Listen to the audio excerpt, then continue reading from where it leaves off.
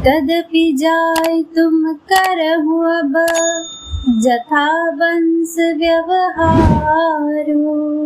बूझ विप्र कुल वृत्त गुर वेद विदित आचारो।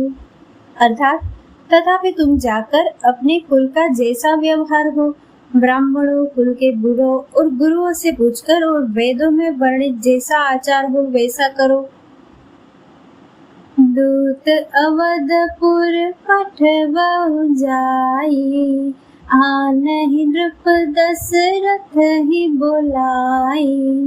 मुदित राउ कहि पलहि कृपाला, पठय दूत बोली तेहि काला। जाकर अयोध्या को दूत भेजो जो राजा दशरथ को बुला लावे।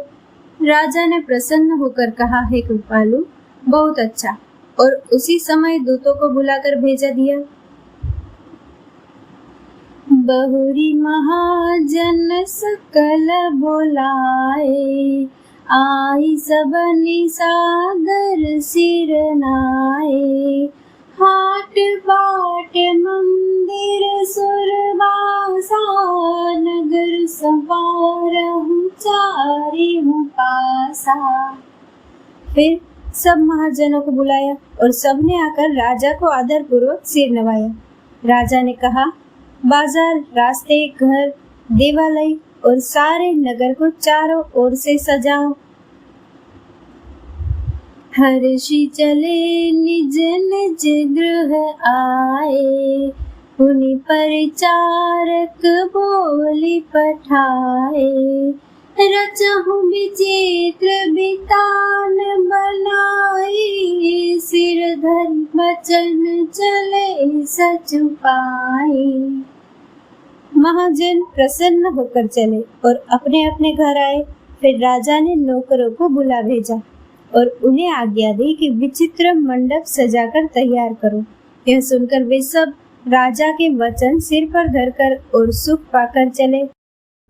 पठय बोली गोरी तेन नाना, जे बितान विधि कुशल सुजाना। विधि बंदी तिन कीन आरंभा, बिरचे कनक कदली के खंभा। उन्होंने अनेक कारीगरों को बुला भेजा जो मंडप बनाने में कुशल और चतुर थे। उन्होंने ब्रह्मा की वंदना करके कार्य आरंभ किया और पहले सोने के केले के खंभे बनाए। हरित मनिन के पात्र फल, पद्म राग के फूल। रचना देखी विचित्र अति, मनु बिरंचि कर भूल। हरी हरी मणियों, पन्ने के पत्ते और फल बनाए तथा पद्मराग मणियों, माणिक के फूल बनाए। मंडप की अत्यंत विचित्र रचना देखकर ब्रह्मा का मन भी भूल गया। बेनु हरित मणिमय सब कीने, सरल सपरब परहि नहीं चीने। कनक कलित अहि बेली बनाई, लखि नहीं परहि सपरन सुहाई। बांस सब हरी हरी मणियों, पन्ने के सिद्धे और गांठों से युक्त ऐसे बनाए जो पहचाने नहीं जाते थे। सोने की सुंदर नागबेली बनाई जो पत्तों सहित ऐसी भली मालूम होती थी कि पहचान ही नहीं जाती थी। तेहि के रचि पचि बंद बनाए, बिच बिच मुकुता दाम सुहाए।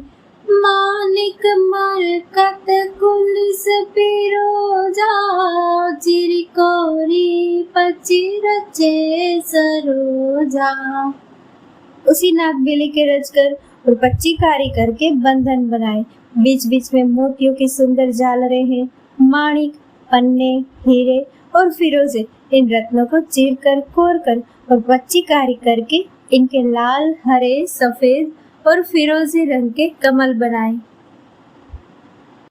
किए भृंग बहुरंग विहंगा, गुंजहि कुंजहि पवन प्रसंगा, सुर प्रतिमा खंबन गढ़काढ़ी, मंगल द्रव्य लिए सब ठाढ़ी। बोरे और बहुत रंगों के पक्षी बनाए जो हवा के सहारे गूंजते और गूंजते थे। खंभों पर देवताओं की मूर्तियां गढ़कर निकाली जो सब मंगल द्रव्य लिए खड़ी थी। चौके बाती अनेक पुराई, सिंदूर मणिमय सहज सुहाई। गजमुक्ताओं के सहज ही सुहावने अनेकों तरह के चौक पुराए। सौरभ पल्लव सुभग सुठी, किए नील मणि कोरी। हेम बोर मरकत धवरी, लसत पाटमय डोरी। नीलमणि उसको कोरकर अत्यंत सुंदर आम के पत्ते बनाए। सोने के बोर यानी कि आम के फूल और रेशम की डोरी से बंधे हुए पन्ने के बने फलों के गुच्छे सुशोभित है। रचे रुचिर बर बंद निवारे, मनहु मनोभव फंद संवारे। मंगल कलश अनेक बनाए, ध्वज पताका पट चमर सुहाए। ऐसे सुंदर और उत्तम बंदरवार बनाए मानो कामदेव ने फंदे सजाए हो। अनेकों मंगल कलश और सुंदर ध्वजा पताका पर्दे और चंवर बनाए। दीप मनोहर मणिमय नाना, जाइन बरन विचित्र बिताना। जहि मंडप दुल्हिनी बैदेही, सो बरने असीमति कवि केही। जिसमें मणियों के अनेकों सुंदर दीपक है, उस विचित्र मंडप का तो वर्णन ही नहीं किया जा सकता। जिस मंडप में श्री जानकी जी दुल्हन होगी, किस कवि की ऐसी बुद्धि है जो उसका वर्णन कर सके। दुलहु राम रूप गुण सागर, शोभितानु तिहु लोक उजागर। जनक भवन के शोभा जैसी, गृह गृह प्रतिपुर देखिय तैसी। जिस मंडप में रूप और गुणों के समुद्र श्री रामचंद्र जी दूल्हे होंगे, वह मंडप तीनों लोकों में प्रसिद्ध होना ही चाहिए। जनक जी के महल की शोभा ऐसी है, वैसी ही शोभा नगर के प्रत्येक घर की दिखाई देती है।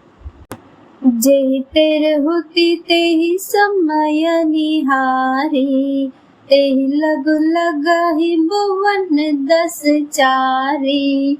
जो संपदा निज गृह सोहा, सो बिलो की सुर नायक मोहा।